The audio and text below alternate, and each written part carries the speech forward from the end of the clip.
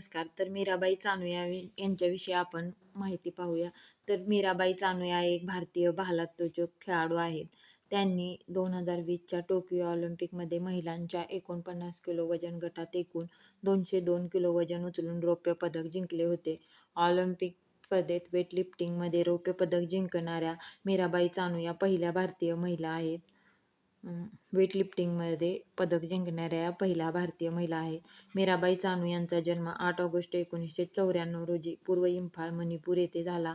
त्यांना 2018 मध्ये भारत सरकारने पद्मश्री पुरस्काराने व मेजर ध्यानचंद खेलरत्न पुरस्काराने सन्मानित केले आहे.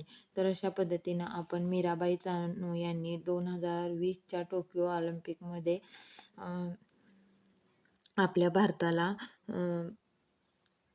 वेटलिफ्टिंगमध्ये रौप्य पदक जिंकून दिलेलं आहे. तर आज आपण त्यांच्याविषयी माहिती मिळवली.